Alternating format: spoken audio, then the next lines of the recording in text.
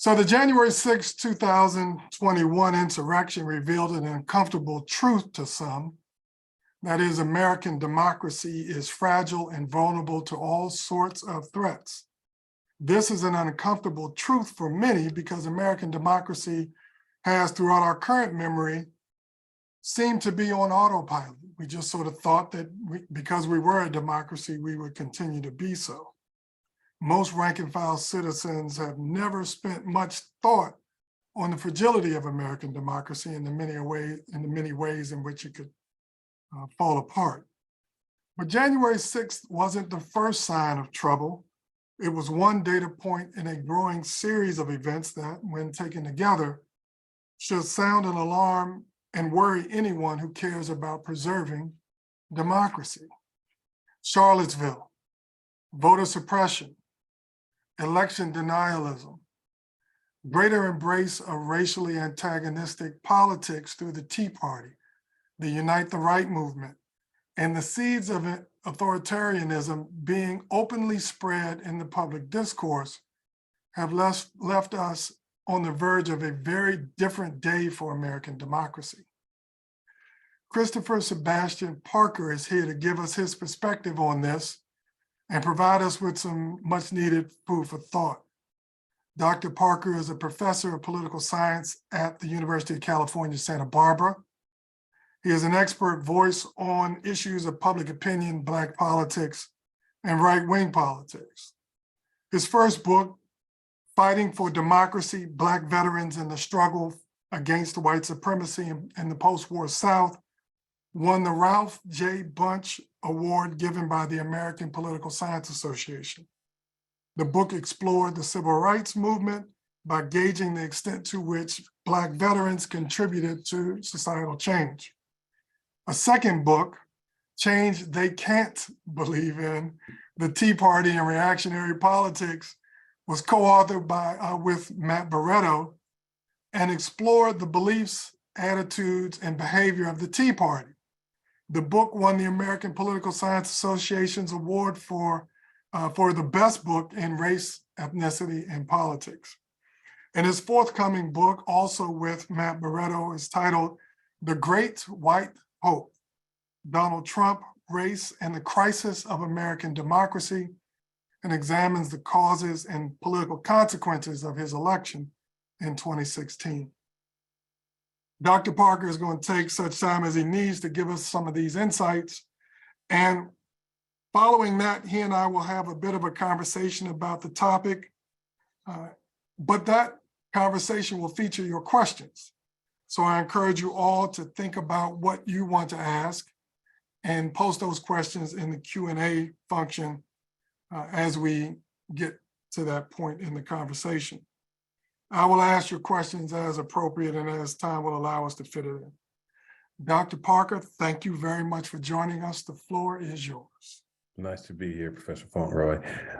Nice to be among all you good people, and hopefully I provide you guys with some information and insight, and we can have a back and forth after I'm done. So I'm going to take over the screen now, if you don't mind, Professor. No problem. Okay. Can you guys see this?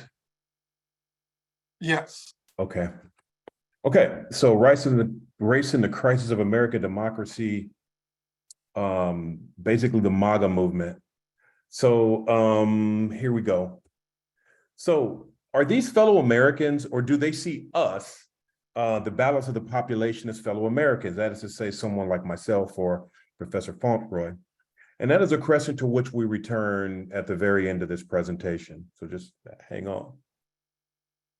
So this is where we're going to go. What does MAGA believe, the Make America Great Again movement, believe? What are their preferences? Who they are and their organizational affinities? What motivates them? The so what question, like, why is this important in the first place? And finally, I'll end on a few concluding remarks. So most of the data that I'm going to present is based on a three-wave panel study based on a national representative sample of roughly 2,400 that was collected in the months between December 2021 and November 2022. Again, it's a panel study. So all that means is this fancy social science jargon to mean that, we interviewed the same people over a certain period of time. And in this particular case, we interviewed those people at 3 times during this time span.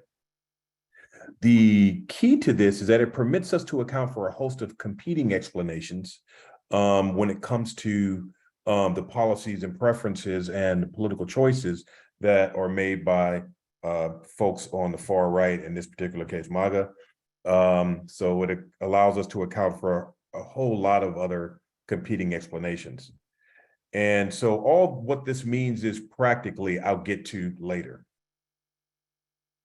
So we're beginning with some of the preferences and beliefs of MAGA supporters based on this data.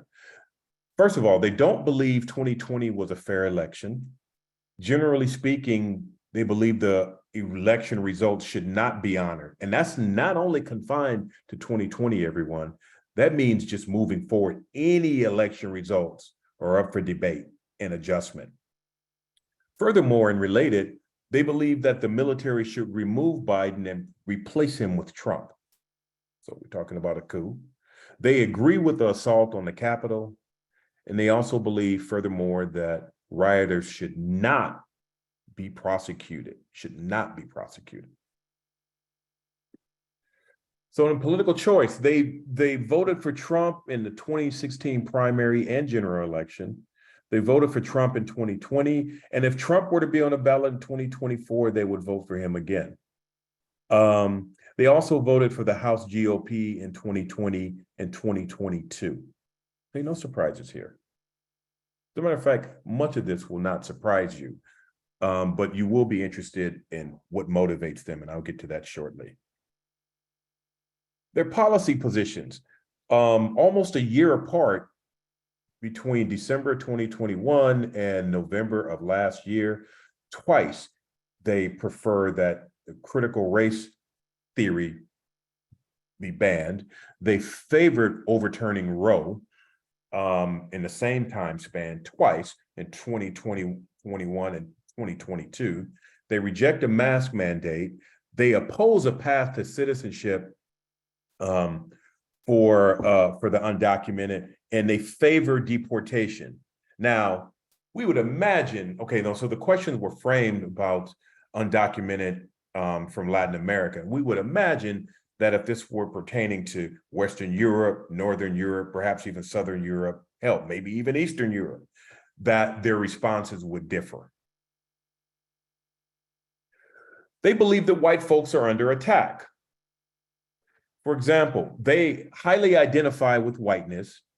They believe that the changing racial composition of the United States is harmful to the country.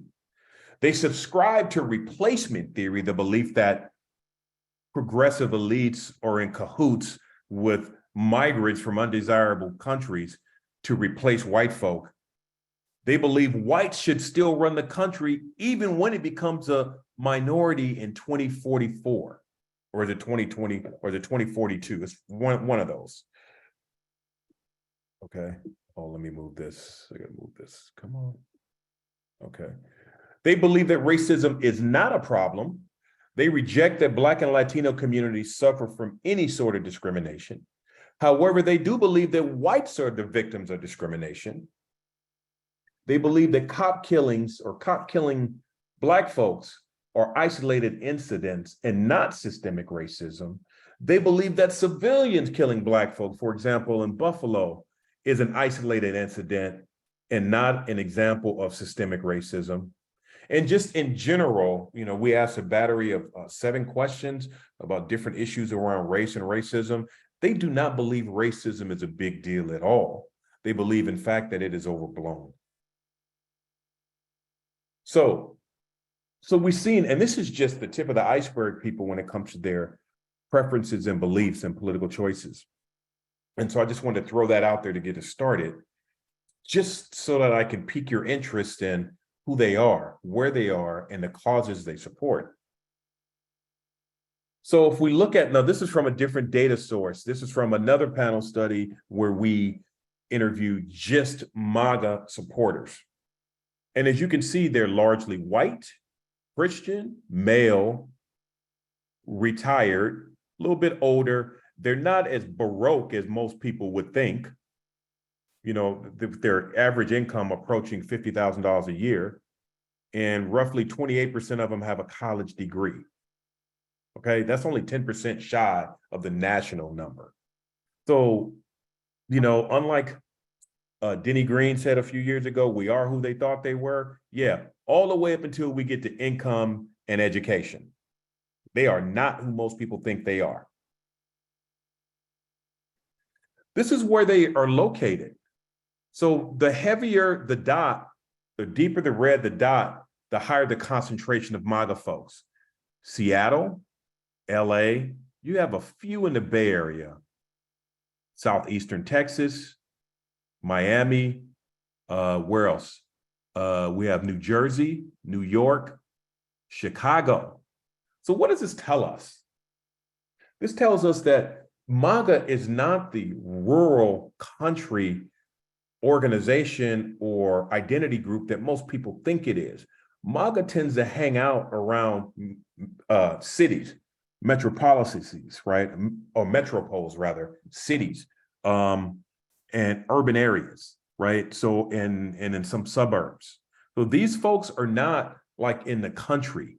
I'm telling you, they are, but they are in higher concentrations around cities. So that's another misnomer that they're country folk, and they live in rural areas mostly. That's not true.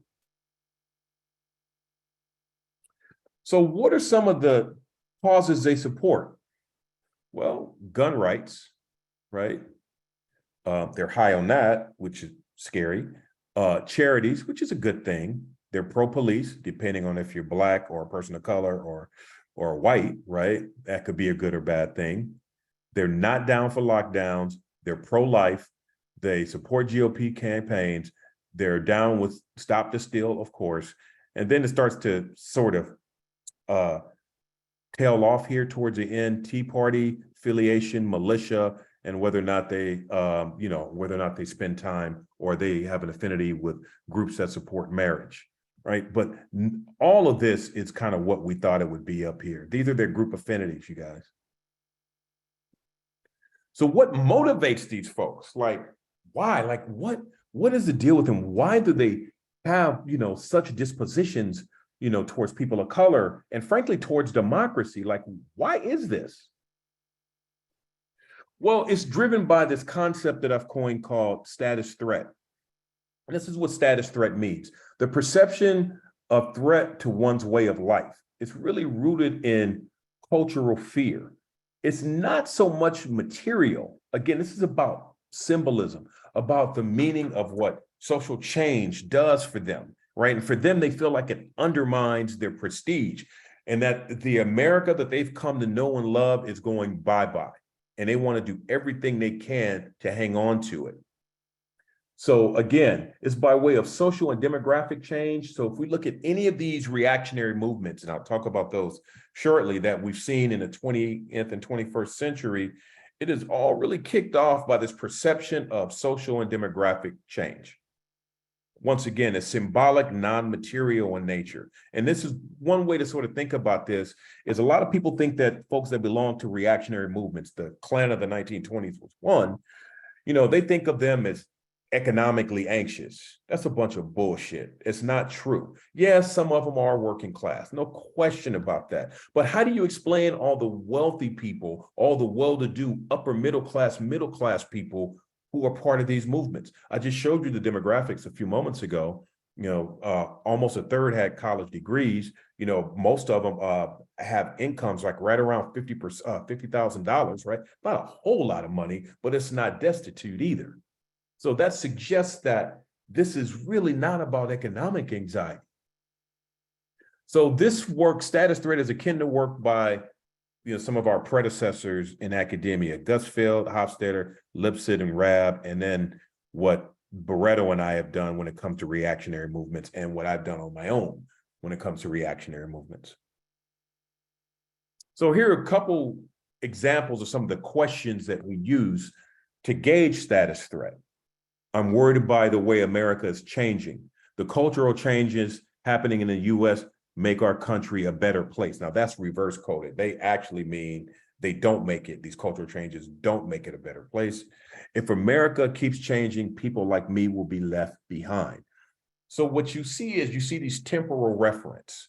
So think about it. And what I mean by that is always referring to time and its desire to go backwards, right? To some ideal period. Think about what the Tea Party's rhetoric consisted of. We want to take our country back. Well, do they mean back in time or back from whom? It really doesn't make a difference, right? Because they both sort of referring to the same thing, right? They want to take it back from people like us, right? Well, that entails going backwards in time. Or think about Trump, make America great again. Well, what's so wrong with America now?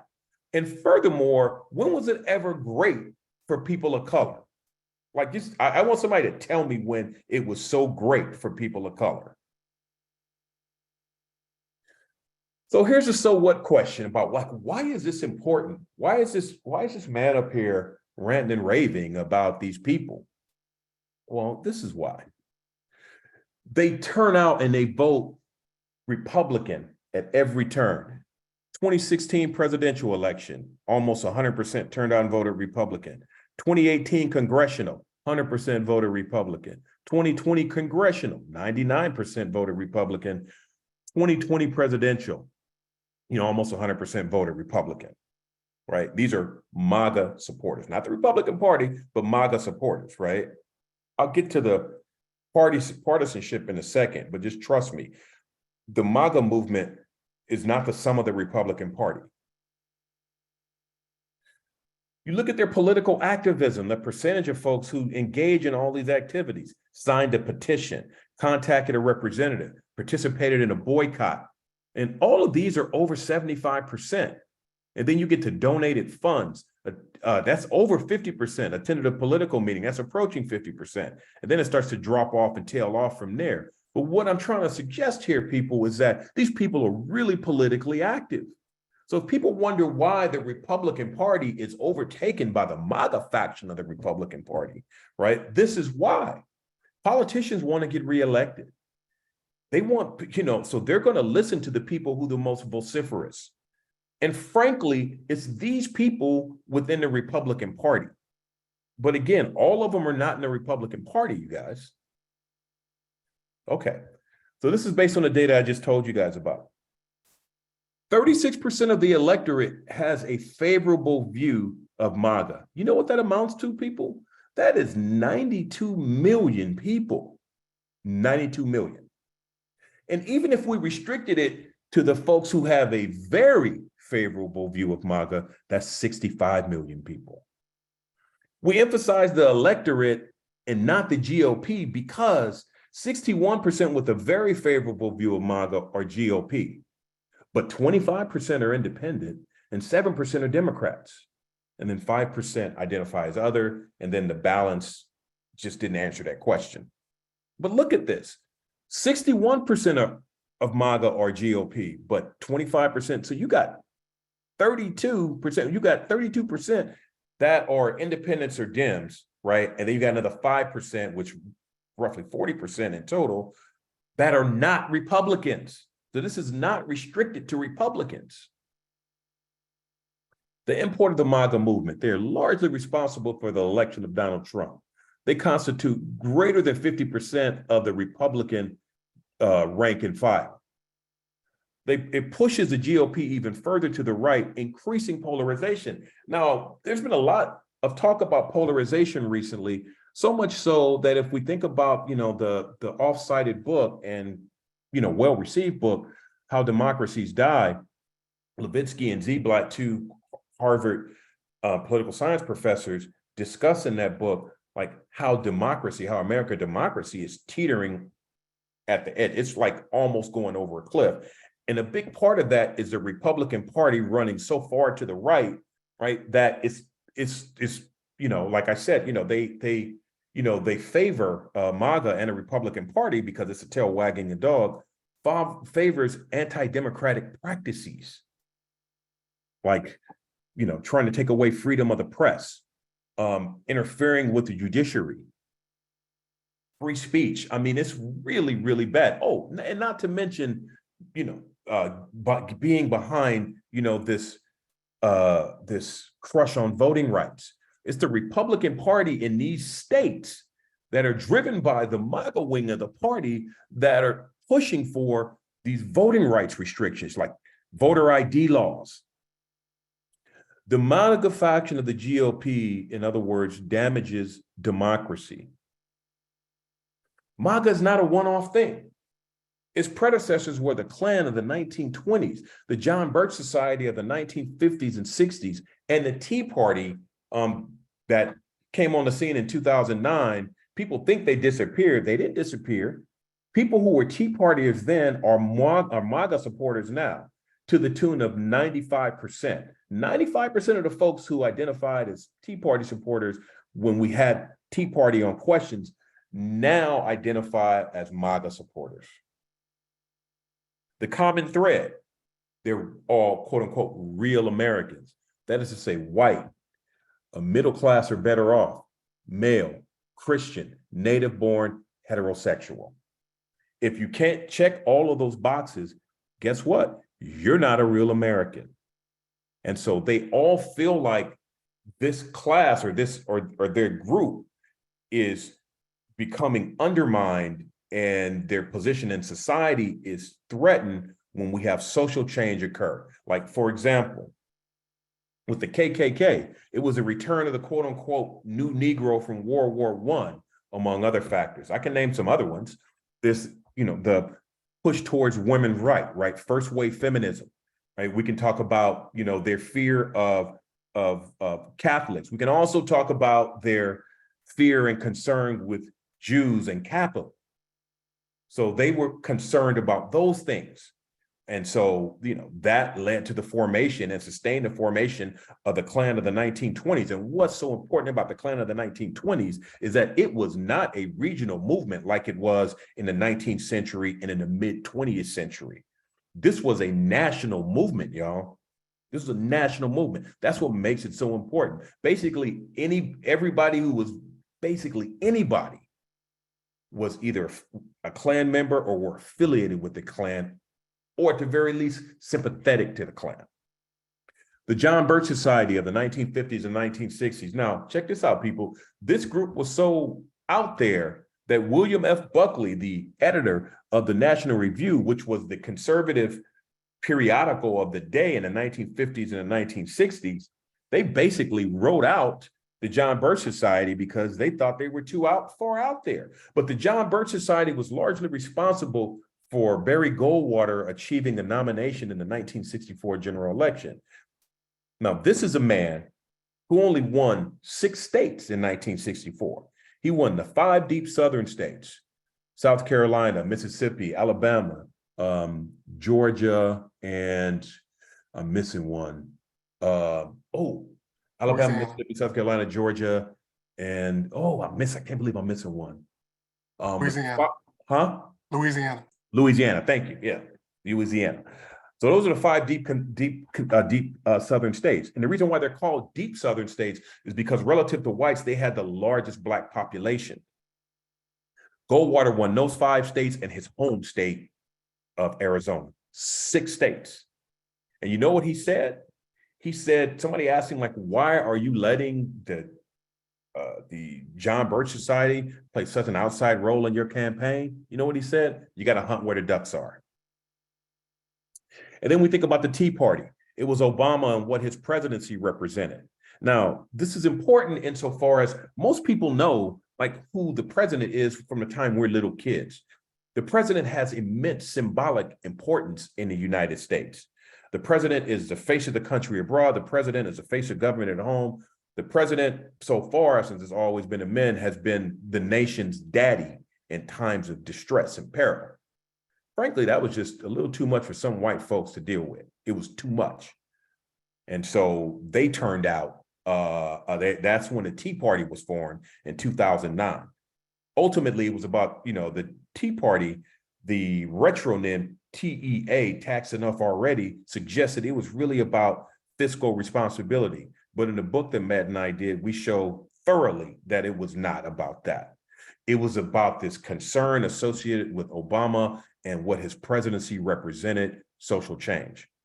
And check this out. If we didn't have Obama, I'm thinking we probably don't get Trump or MAGA, because it was MAGA that was largely responsible for putting Trump in office, but MAGA wouldn't have appeared without Trump.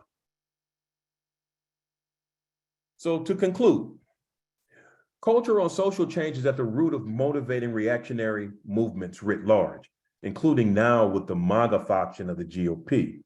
MAGA is not a one-off. It was preceded by the KKK, the JBS, and the Tea Party. The name of the movement may change, but the people don't. And if history is a guide, the movement will survive Trump. The name will change to something else, but these people will still be around if they're alive still. Solutions, this is key. Turnout among communities of color. And let me tell you why. Because communities of color, as Matt and I have shown in one work, and another, a former grad student of mine, Tyler, and I show in another, that the communities of colors see Trump as a threat, especially after he got elected. And so what we've shown in our work, and it's some experimental stuff I'm doing right now, they show that threat. It doesn't necessarily have to be about Trump. Just threat to the Black community will turn Black voters out. So if we can get Black voters out, right, it's the key is getting him out, because we saw what happened, in 2020. We saw Black voters turn out in Georgia, saw Black voters turn out in Michigan, we saw Black voters turn out in Pennsylvania, right? And in the special election in Alabama, in a special Senate election, and I think that was 18, Black voters turned out there. So it's about getting Black voters turned out, because Black voters sense this existential threat of the reactionary right in this country. So we got to get Black voters out. And the key to that, of course, is to sustain that, is to get the John Lewis Voting Rights Act passed. And so I'm back to this question. Fellow Americans, that's for you to decide. Thank you. Thank you very much. I appreciate this.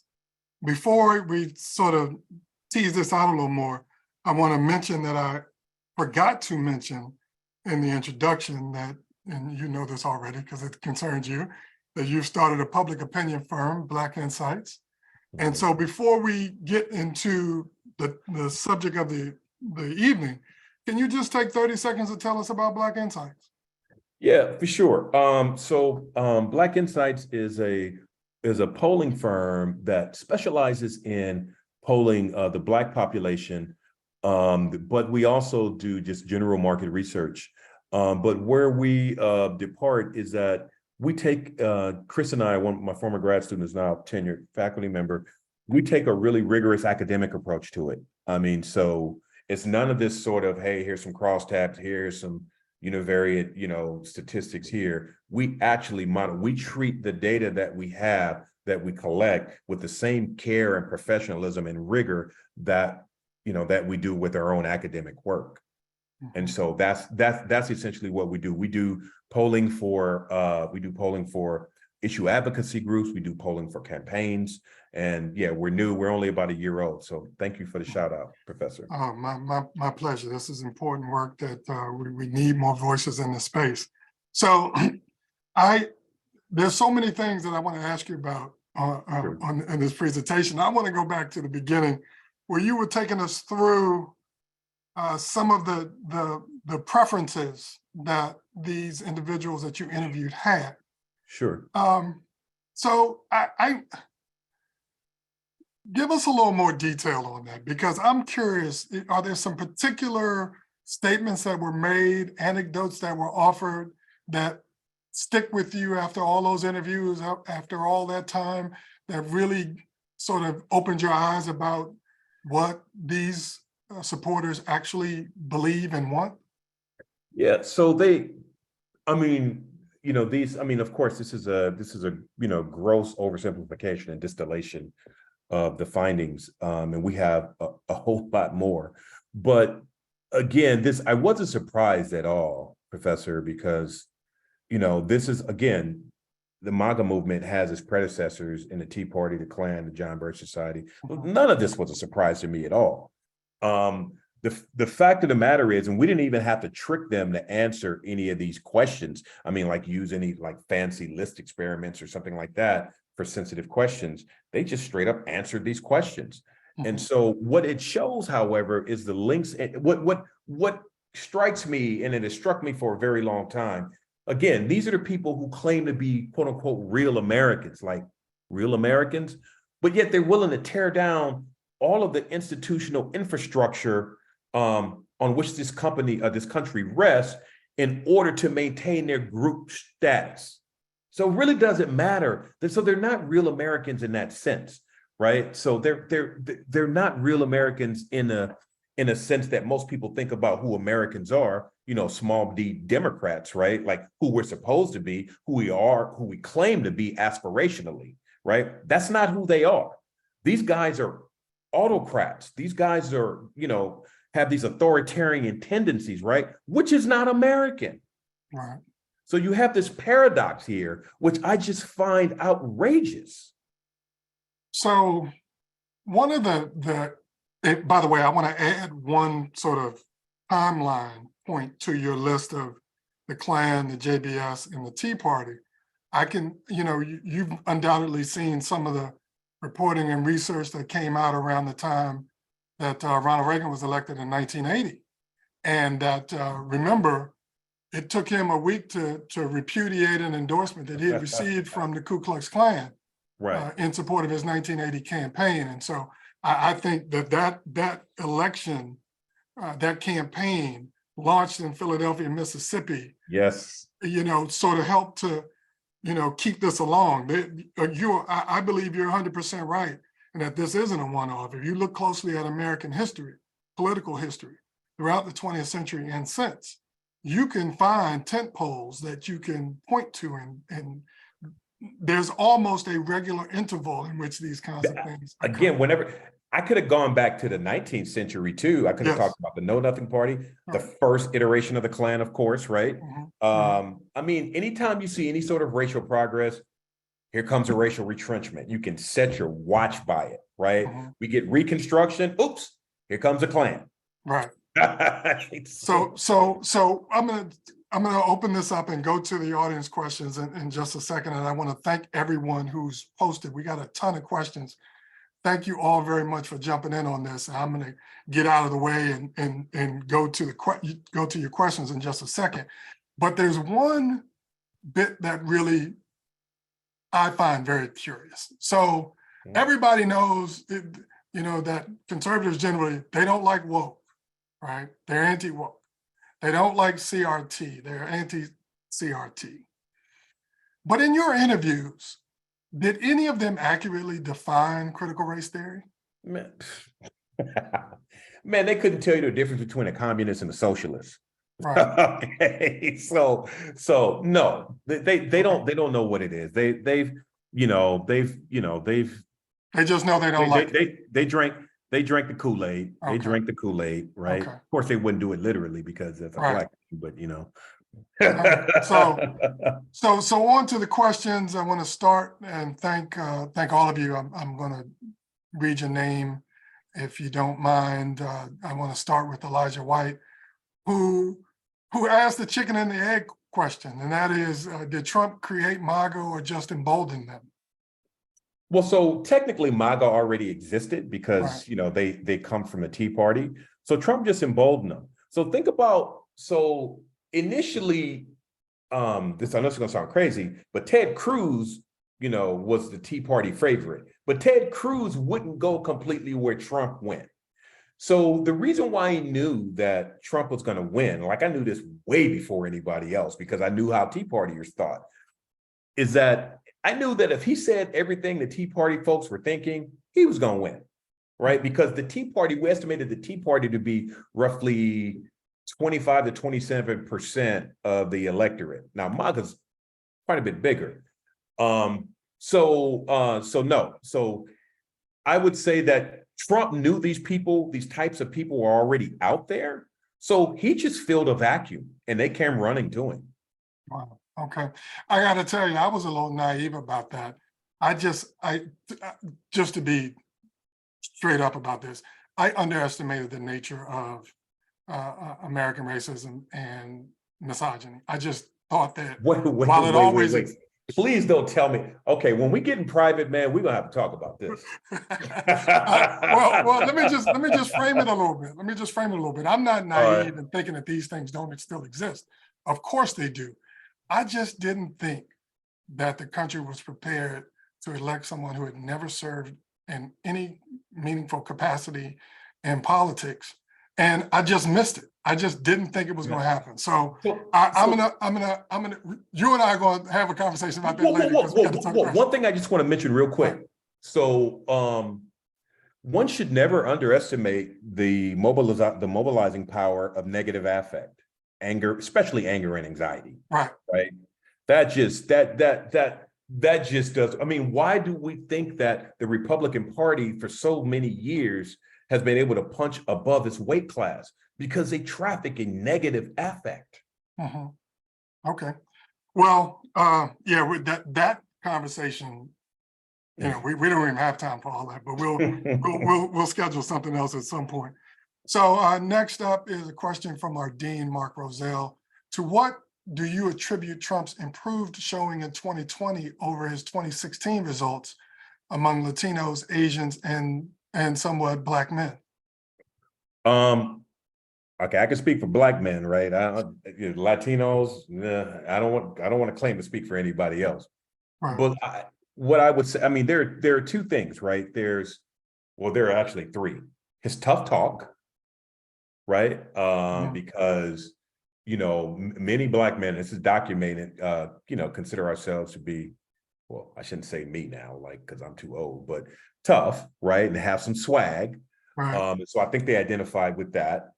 I think they identified with his tough, with his pro-business stance. And I think the third thing is, I'm gonna just call it what it is. You got some Black men that are misogynists, right? They identify with that. I know that's not a popular thing to say. No, but it's true. It's true. It's true. And by the way, that helps to explain Stacey Abrams in the first election too. Yeah, I think that. But one thing, speaking to just the general comparison, Dean, between 16 and 20, 17%. Trump picked up 17% more votes in 20 than he did 16. So he lost, right? But this is after he did all that other shit. Right? So you have to. So you know what it took ultimately to beat Trump? It took a once-in-a-century pandemic, a cratering economy, and a moderate Democratic old white man. If you remove any one of those components, I think he wins again. Yeah. Okay, so next is my dear colleague, Ken Reinert, who wants to add an international dimension to this. Do you think the relationship between MAGA and similar movements in Europe are important? To what extent do you think there's some overlap and such? Look, thank you for asking that. That's another direction in which my research is headed, actually right now. If you think about what's happening in Europe, right? So you have the refugee crisis, right, in several of those countries. A lot of even in the Scandinavian countries, which are famously happy and not conflictual, they all have right-wing reactionary parties. You can't name a country, I mean, you can scarcely name one that doesn't have a reaction. Italy is run by one, right? You got, IFD in Germany, right? You got is it the New Rally or French, the New Rally in France, that used to be, I forgot what it was, but Marine Le Pen runs it now. You have one in the Netherlands, right? There's one in Norway.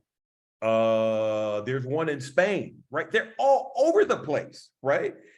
And it's all a reaction to, perceived cultural change. Sweden even has one. I mean, shoot, you got the Sweden Democrats who were, I think are they part of the governing coalition now? I think they got the second or third largest number of votes, however, in Sweden's most recent election. So in that regard, then, is what's happening in the United States, a political party sort of late to the party on this, for lack of a better phrase? Because you're right, these parties have existed in Europe for years. And however you want to date the takeover, whether it was the Democrats who opposed Reconstruction 150 years ago, 160 years ago, or what's going on today, this seems to be something that's been much more deeply rooted in some European countries than they are in the United States. Yeah, man. I mean, again, this is all about this perception of rapid social change, right? That's what this is about. You have these refugees, that are coming into a bunch of these different countries. Germany, of course, is one of them, right? And then you have you got these refugees come in. You have these African-based African diasporic. UK has one of these parties too. Like, they're all over the place. It's about this threat to the status quo. That's what this is about. It's about this otherized threat to the status quo. That's the one thing that links all of these parties together. So yeah, there are some differences when it comes to context, for sure, and histories, for sure. But that's one thing that links all of them together. Okay. So Melissa Michelson raises a number of questions here that I think help get us a little closer to understanding that domestically. And one is, are there any differences that you see between MAGA supporters who identify as Democrats and those who are independents or Republicans? Or are there too few in your sample to make any generalizations? Yep, they're too few. Okay. I can't really do anything with those. The cells just get really, really small once we start chopping it up like that. Okay. But that's a good question though, Melissa. Yeah. So because that's interesting as well, because what might that mean for the future of the Democratic Party, or what might that mean for independent voters writ large?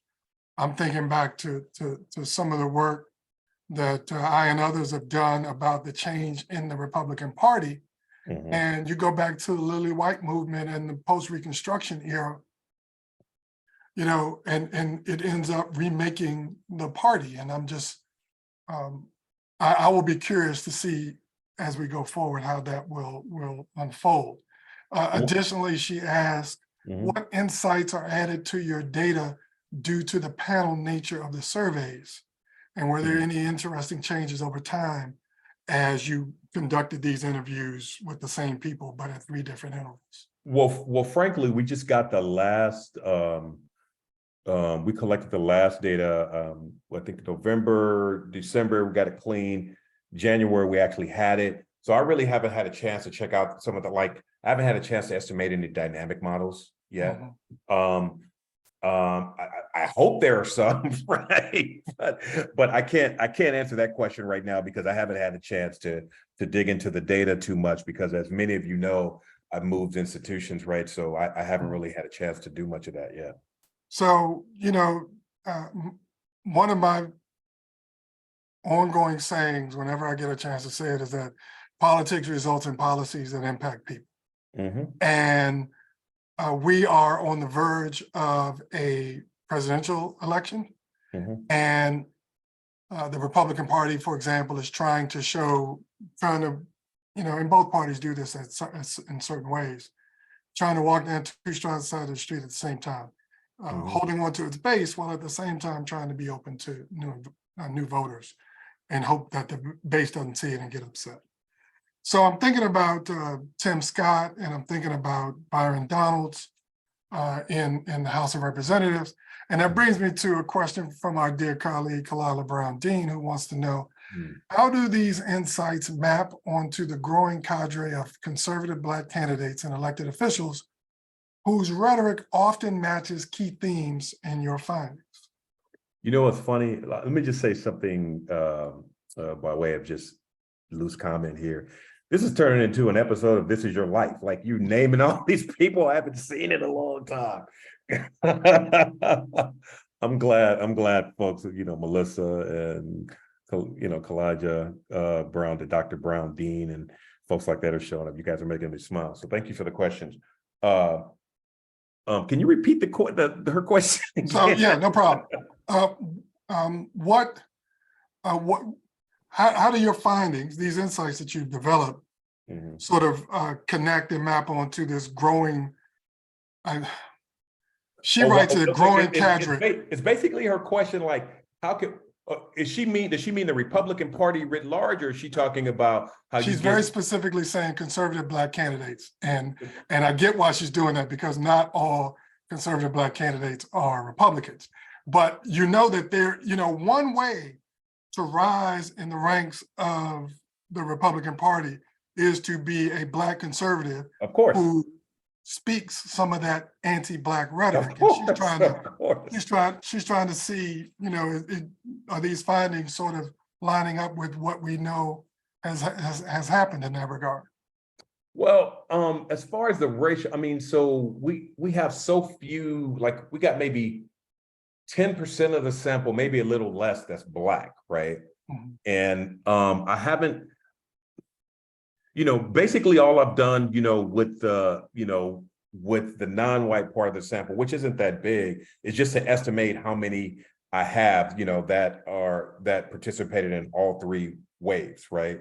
I haven't had a chance to really look at them in terms of the relationship between race and MAGA is going to be pretty big, but how that breaks down in terms of Black folks, like what percentage of Black folks identify as MAGA and stuff like I haven't had a chance to look at that. I thought she was going to refer to, I thought part of the question was also like, how do we explain, the random Black people, that show up at these MAGA functions, right?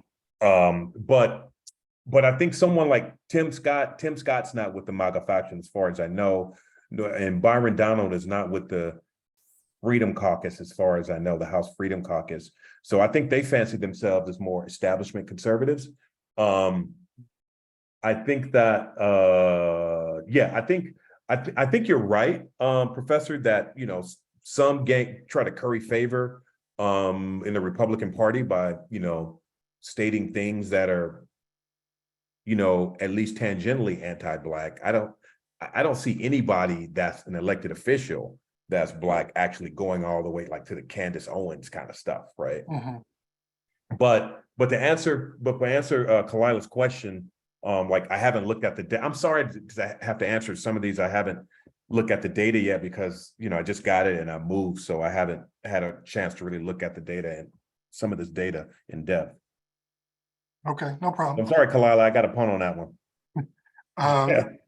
Earl Henderson, professor at Penn State University, raises a number of questions, one of which is, what is the difference between status threat and relative deprivation? So status threat has I'm glad you joined, man. I told you this is turning into This Is Your Life episode. Status threat is this idea, it's really sort of backwards looking. Okay, so and status threat is a lot more political. So let me give you an example. So relative deprivation is about this idea that my group is getting less than we deserve relative to other groups. Right? Got that, right? I'm not saying status threat is not related to that. I'm saying theoretically it's different in that it is backwards looking. And this is a way that it differs from more establishment conservatives, right? A status threat has this, it gives rise to this Manichaean worldview, good versus evil. So that's one reason why we see Republicans, especially the MAGA faction of the Republican Party, that are less likely to negotiate and to compromise, because to do so is to capitulate to evil. So that's one thing. And they see their political opponents, as an establishment Republican might see them as an opponent, they see them as enemies. But also it's backwards looking. Like it's this idea that they want to return to, there's this temporal component. They want to return to a time when their group was dominant. Again, I could see Earl saying, well, that's kind of relative deprivation, right? But relative deprivation, as far as I know, does not have a temporal component to it. And this one, and it might be an implied temporal component, but this one is explicit. Mhm. And it has everything to do with culture. So Relative deprivation, last thing, relative deprivation is primarily material. Status threat is primarily symbolic. So let me add a generational part to this, right? So Albert Black asks, how much of this may be considered generational, and can we expect things to get better in the future? And that question is interesting to me because, you know, as I understand it, and I haven't done the dive into this that you have, that the MAGA faction of the Republican Party, as you noted rightly, that it, you know, that's sort of the current day Tea Partiers, that this group tends to be older, you know, but just as the sons and daughters of JBS members, you know, sort of morphed into something else during the 70s and 80s, you know, things change generationally, but at the same time, sometimes things don't. So do you see, you know, based on what you've learned so far, that there is some generational component to this? There is, and that it's more continuity than discontinuity. Mhm. And I'll throw out an example right now. And some people will say, well, you know, it could be a one-off and that's anecdotal. Okay, that's true. But, you know, folks who have done political socialization like forever, whether or not you take the nature component, the socialization part, or you take the nurture component or the nature component, you know, like people like Errol's former colleague Pete has done, that this stuff gets passed down, whether it's through socialization or whether it's through genetic, right? So here's just one example. So think about the Koch brothers. The founder of the John Birch Society, Robert Welsh. He had the Koch brothers' father that was on his initial inaugural board of directors. And we all know what the Koch brothers have been up to. Oh, that's right. I think they give to George Mason, don't they? Perhaps. So that is one could call it a one-off, one could call it anecdotal, but the political socialization or, you know, the twin studies have shown that this stuff, whether it be through nature or nurture, gets passed down. So the nature nurture piece is interesting because it brings me to Lawrence Reynolds' question about civics education. So I should preface the question by just saying, I think our public discourse, generally speaking, is badly degraded. There's too much misinformation, disinformation, inaccurate information that's driving people's belief systems, right? And he asks, to what extent has the loss of civics education contributed to some of this, particularly in your research regarding MAGA supporters? I mean, you know, are they really as civically ignorant as they are often portrayed? No, they're not. These folks are really well versed on political procedure, at least. Maybe not. Okay, so maybe they don't know all the policies, but they know, like, you know, they know how to count votes. These folks, and Scotchpole and Williamson do a great job in their book showing just how civically active they are, how they know how to caucus, like how they're pretty good at strategy. They may not have a handle on all the intricacies of the policy, right? But you know, but they know how to show up. They know how to caucus. They you know, they're familiar with the Constitution, right? They are familiar with the Constitution. Now, they may wish to see it in a way that's different than what it actually is, but they're familiar with the nuts and bolts of the constitutions, both at the state and federal level. So they're not ignorant. Again, you know, I showed you that roughly 28%, you know, had college degrees, right? These people are not as ignorant as folks think they are. Okay, so we're talking about this largely in the context of contemporary Republican politics, and we also understand that, you know, today's Republicans could be tomorrow's Democrats, just as yesterday's Democrats could be today's Republicans. I mean, there's movement in these among these factions, and I don't want to make it all about a party. I tend to think this is much more about ideology than party. Could be, yeah. But obviously it has partisan implications. And so my dear colleague John Patrick Affetti asks about mainstreaming fringe elements in the United States into conservative politics or the Republican Party. And is that sort of borne out in your research, or is that not entirely? I mean, if by that he means that, the fringe elements are no longer really a fringe element anymore, then yeah, right. They're no longer a fringe element, whereas I can't even say 10 years ago because there was a Tea Party, right? But we go back 20 years, this was still, these kinds of people were fringe elements to the Republican Party. As a matter of fact, there are some accounts that they didn't really participate in politics because politics didn't speak to them. So if that's what he means by that, yeah, these people, these folks are really mainstream now. And so how did that happen? How did they go from the fringe to the mainstream? Well, I mean, so if you think about the sort of model of representation we have right now, it probably hasn't been a trustee model in a long time, but this delegate model where, hey, if you're representing your people, you better do as they tell you to do, or you're not going to be around for the next term. And so where we are now, Obama gets elected, right? We saw what happened in 2010. Republicans picked up a net, if I'm not mistaken, of 63 seats in the House. Right. So that was kind of the beginning of this. And then you see the guy that was in Virginia, and you had a whole bunch, you had several established Republicans that were primary. One of whom was was he the minority leader? The guy in Virginia, his name, I'm blanking on his name right now. Yeah, but he got primary, gone. You see Boehner lasted what? A short period of time because he was to establishment, gone. Paul Ryan, what did he serve? Like a year or two, maybe 3, gone. Right. You're talking about Cantor. You're talking about Eric Cantor. Eric Cantor. That's right. So as the quote unquote base became more and more reactionary, right, these establishment types couldn't stay around any longer, and more reactionary types were elected. So, we've been spending time talking about how we got to this point, but as you know, there's an election next year, and Bishop Robert G. Rudolph Jr.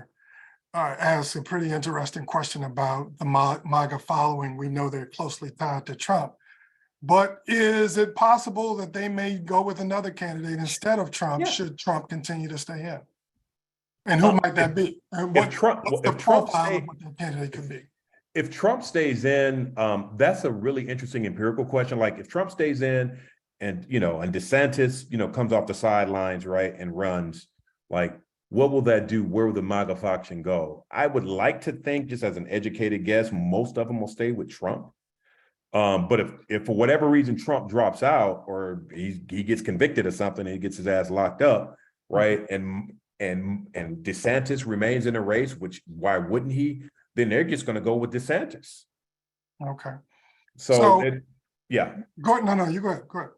No, I was going to say, as long as there's someone like, if there are no MAGA candidates or candidates that represent their views, that's in the pool, then they're going to stay home. Okay. They're straight going to stay home. So I'm going to jump in with a question. Donald Goins asked a part of this, and I'm going to try to consolidate it with something I wanted to circle back to. So you had a slide up early in the presentation identifying where MAGA supporters are located geographically. Okay. Yeah, let me find it. That was a fascinating depiction to me, because you're right. I mean, Seattle, that struck me very surprisingly. We understand Orange County, California, Los Angeles, we San Francisco, Dallas, Dallas and Houston less so, but these are large metropolitan areas, among the biggest in the country. Yeah. I'm looking at the map now, and the areas in Florida that have the most people also have the reddest uh, depictions on that map, all up and down the east coast of Florida, for example. So help us understand the geography of some of this. So you got concentration in and around Chicago, Seattle, the New York metropolitan area, New Jersey, particularly South Jersey, among other parts of the country that might not be much of a surprise. And Detroit, Arrow. Hey, this is for you, Arrow, Detroit. Yeah, Detroit. So and we understand that there are fewer voters in these flyover states, but it's still obviously a thing there. What help us understand, for those of us who are looking at this for the first time, help us understand what this actually is telling us, because it looks to me that it's saying the MAGA faction of the American electorate is not only bigger, but because it's so spread out, could theoretically significantly impact American politics for years to come.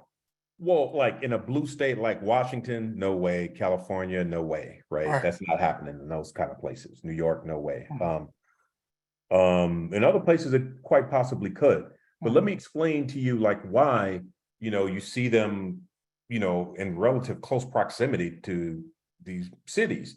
And it's because cities, are where, they're where you're likely to get more of a mixture of populations by race, right? So they're interacting, they're around them, right? And so that makes them even more angry. And makes them want to join MAGA, and makes them, at least if they don't necessarily join MAGA, let us just say they're a card-carrying member that attends events, they're at least sympathetic to it, right? Just like the Tea Party, you only had like, maybe, God, of any movement, I think there's only maybe like 2 or 3% of the population that's a hardcore member of the movement, but you can have, 5-fold, 7-fold more who are actually sympathizers, right? Which means that they may not go to meetings, but their political affinities and preferences are in alignment, with the movement. And so again, what we're showing here though, with this data, these are not just MAGA supporters. These are MAGA members.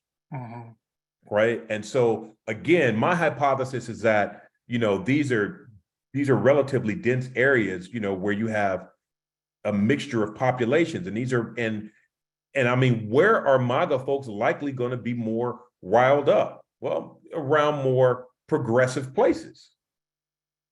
So you mentioned progressive places, and I'm thinking back on the international side of things about the pushback against, or the seeming pushback, I should say, regarding support for Ukraine in some aspects of the Republican Party.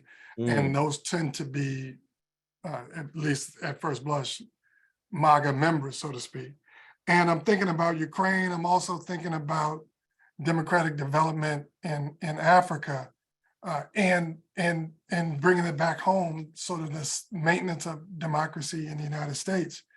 What are the implications of some of these MAGA activities as a sort of reference point for protecting and advancing democracy in Ukraine, Africa, United States, and elsewhere? So I did something a little while ago, publishing Perspective on Politics on the Tea Party movement. And so I think this might help, is those folks are not neocons, right? That want to spread democracy. These are America First people, right? They do not want to see American blood and treasure spilled anywhere else but for the defense of the motherland or fatherland, if you will. So these people are not about spreading democracy. They are not those people. They want America to stay home. Like you saw what Trump did. Trump basically, he was trying to get out of everything, right? Or as international commitments are concerned. Okay. So I assume that Ramona Alhambra is one of your students. Ramona. She asked a question about status anxiety. Would the MAGA movement be more primarily driven by anger rather than anxiety, given that anxiety is information-seeking behavior, and that anxious people have been shown to be open to different views, while anger is certainly into blaming others? This is definitely one of my former students. Okay. So yes, Ramona. Yeah, if which is not to say that which is not to say that these two things, anger and anxiety, are not necessarily related. Anxiety is about this idea, like one doesn't know what's going to happen next. And she's right. It's about, we know as political scientists, it's about seeking more information. Whereas anger is this idea that something has been taken from you. You have been violated in some kind of way. And you need to recover your dignity or whatever material possession. And the response to that, in terms of the appraisal of anger, is to try to correct the misdeed. And that can look like, turning out to vote, if you will, to try to throw out the people with whom you don't agree with their policies. That could be participating more in protests, right? So if we think about the political behavior of the MAGA faction of the GOP, I think, one of the reasons, I think at least, that is responsible for the zeal with which they participate is their belief that their country is being stolen from them, and they need to do everything and anything to recover their country and to try to maintain their prestige. So your response begs a whole range of questions around our own view of the story of America. We had an earlier question about civics education. Mhm. And this is a space in which I think the ways in which American history is taught opens the door to these kinds of concerns that America is being taken away. So there are some parts of the country in which historical teaching seems to be threatened in a way that makes it more difficult, if not impossible, to teach about the Trail of Tears or Tulsa, Oklahoma, or any number of related kinds of things. And so if you're never taught these things and you don't think then when you find out about these things as an adult, you conclude that they can't possibly be true because I didn't, I wasn't taught this as a kid. So so I just worry about the ways in which we sort of our discourse is impacted, and how that might translate to how people see themselves in anxiety or anger that they feel about the country being stolen, because these people in many ways were never taught that there were a whole lot of people that were involved in building the country. And those people look like some of the same people who are talking about Black Lives Matter. So I'm keeping the political science train moving here with a question from my dear colleague, Catherine Tate, who asked you to take a look in your crystal ball and tell us what, will the MAGA movement be peaking, declining, or surging in the next 10 years or so? And won't whites still feel threatened over the next 20 or more years about their particular status in the country? Yeah. Catherine, it's good I'm sorry I can't see you, but it's good to hear your name. So yeah, wow, Catherine's here. So there's been quite a bit of research, mainly by social psychologists, that show that, with demographic change, and it's real, that white folks who feel who are primed with the fact that this is going to become a majority minority country in I think it's 2044, but it could be 2042, right? They're more likely to support MAGA and to have voted for Trump and all these other things, right? Because with this sort of demographic change, it's implied that cultural change will come right along with it. And so to answer Catherine's question, yeah, these folks are going to be around. I mean, as long as this demographic change continues to take place, and it continues to be publicized and well known, these people that are sensitive to this change, they're more likely they're going to continue to affiliate. If it's not, it probably won't be MAGA in 20 years. It'll be something else. And one of the things that Theta Scotchpole and Williamson showed in their book, their Tea Party book, that people who were Tea Partiers at that time were John Birchers in the 60s and 70s, right? So again, the movement, the name may change, but the people don't. And so these people, if they're still alive 20 years from now, and if they're part of MAGA now, whatever the equivalent of MAGA will be in 15, 20 years, they will be a part of that. Okay. We have some official representation from the American Political Science Association in the form of Kimberly Mealy, who has asked a very interesting question. Do you anticipate that the election denial component will play an even larger role in the 2024 elections than the 2020 elections? And if so, how can states adequately prepare to address challenges to the presidential and congressional elections and election certification? Let me take the first part first. Right.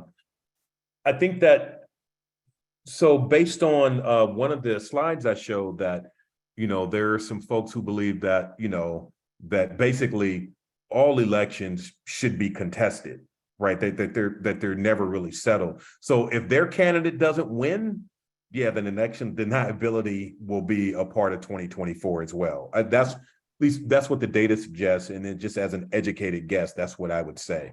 What was the second part of that question? Well, let me just add quickly before we get to that part of the question. This is particularly the case in those states in which MAGA election deniers were able to take control of some part of the party apparatus. Right. So in Michigan, we have a new leader of the Republican Party who is all in on the election denialism. And while much has been made about those who lost in statewide races, particularly in Arizona, there's still plenty who won. Yep. So just from a public opinion perspective, there's still going to be an appetite for election deniability. And then as far as the party apparatus, is that what Kim's question was? It the second part of the question? The second part was, how can states adequately prepare to address these challenges that are likely to continue? I would say, I would just go back to say, turnout, right? Like getting people of color, communities of color, to turn out, and if they have, if they're a state which has a referendum or ballot initiatives, right? If they're not going to be put on the agenda, by the controlling party, then the citizens need to get it on a ballot, on a referendum of some kind, and turn out to support it. Okay. So we have a few more questions, and so we'll get to those in time. I just need to issue a gentle rebuke from Errol Henderson. He says, that's not Detroit. It's Oakland County and Macomb County across 8 Mile Road, where Eminem is from. So get the home of the Reagan Democrats. I would expect nothing. Okay, Earl, I'm sorry if I got part of the geography. I'm only looking at these little dots, man, on this land map. We're not going to have him showing up at your house to correct you on this. And so let's get back to the questions. Again, another colleague of ours, Fred Harris. How long will MAGA or MAGA-like politics last if this politics operates in a cycle? How long do you think it will last, and before it sort of reforms and returns to prominence? That is, that's a really good question, Fred. And again, like I said, this is your life. That's a really good question, Fred. I think that as it'll go back to some kind of regular equilibrium. I think as soon as if the perception that there's a cultural threat or existential threat to WASP culture goes away, then I think MAGA will recede. It'll come back. It'll return as something else, and as soon as another threat emerges, a perceived threat emerges. I don't think we'll ever completely be rid of these people as long as there's some sense of threat to their way of life. Not a threat to the material existence, but threat to their way of life. right? So as long as that's something onto which these people can hang, they will be around, right? But like Fred said, and I said earlier, this is a cyclical thing. Wherever we see racial progress, so the next time we see racial progress, I can only really speak to racial progress right now, but it begs a question about whether or not if there's a lot of progress when it comes to gender or more progress when it comes to same-sex rights and these other cultural issues, will we see them return? Like that's a really interesting empirical question for which I don't really have any solid answers because most of our history has been about racial progress. So that's interesting to me because how do we define progress? As you know, there are Black and brown communities in the United States right now that are as destitute now as they've ever been. Yes. Mm-hmm. And so while there's undoubtedly been progress, that progress at some level has been overstated. And so there is a reaction to an overstated level of progress. Okay, but Professor, it needn't be manifest progress. It can be perception. That's what I mean. It's the perception that there's been progress when in many cases there hasn't. That's if you look at popular media and entertainment and athletics and you see a Black president, you think that things are going extremely well. Exactly. I'm reminded of Daniel Shore, who after Barack Obama was elected, essentially saying, and for those of you who don't know, Daniel Shore is the now deceased but very prominent American journalist who was at NPR at the time, and he talked about how this shows that America has turned a corner. While at the same time, the corner that it turned at some level has been fought tooth and nail and has been pushed back intensely. I mean, I should just declare that I believe that almost all of this is a reaction to Barack Obama being elected president. Yes, it's an oversimplification, but I think there's something to that. So, no, so anyway, there is a there to that. There's been some empirical work that shows that race relations have actually declined or gotten worse since Obama was elected. Okay.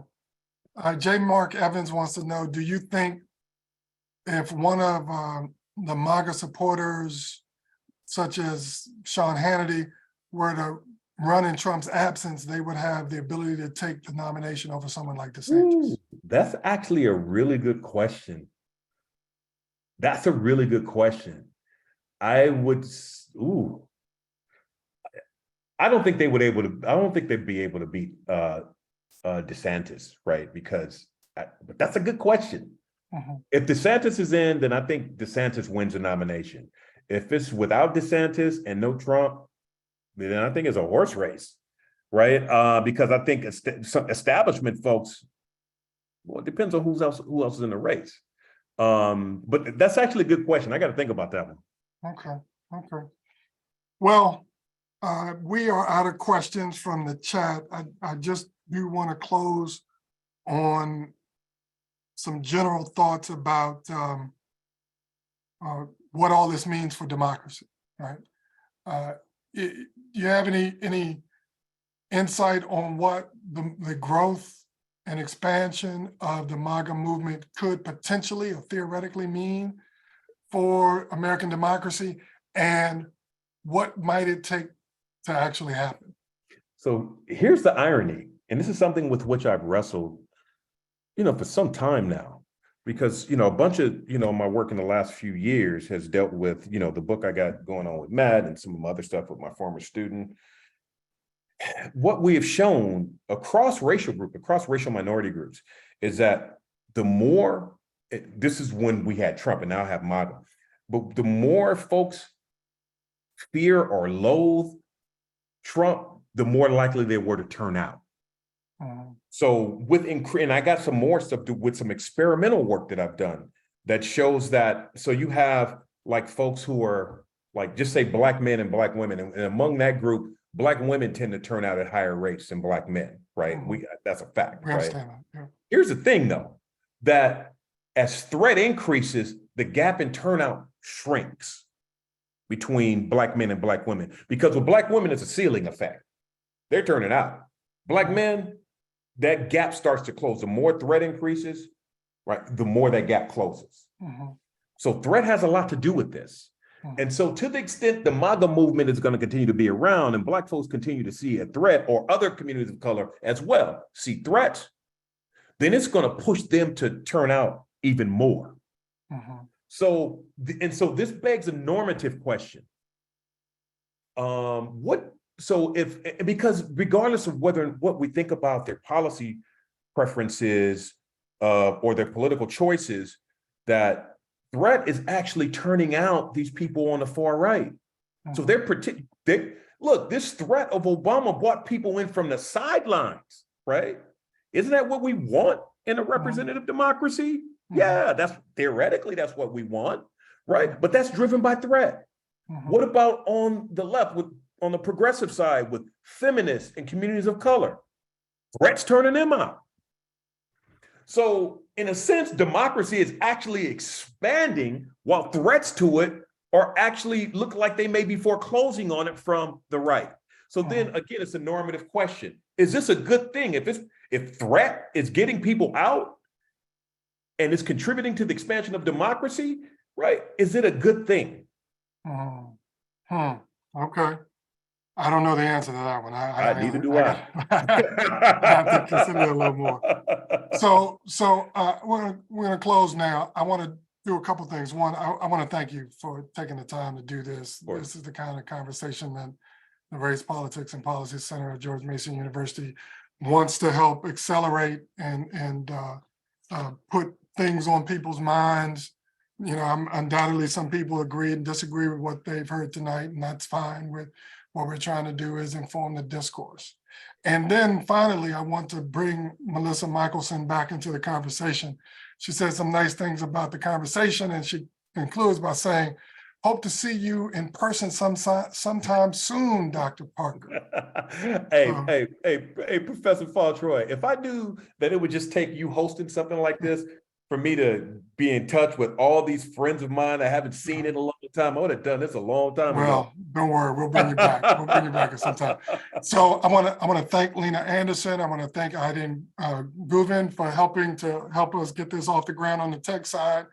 Thank our dean, Mark Roselle, and my colleagues who have joined in on the conversation too and posed questions, especially my dear colleague, Ken Reinert, who's a dear friend, and all of the political scientists and other people who are just interested in this kind of material. Again, this is the kind of thing we want to be involved in to help advance the conversation on a variety of different topics. And we'll get some information out soon on our next event that we're going to try to squeeze in by the end of the semester next month. And so if you haven't already, please check us out at rppc.char.gmu.edu or at rppcgmu on Twitter to stay in touch and be involved in our work going forward. So thank you all very much. Excuse me, appreciate it.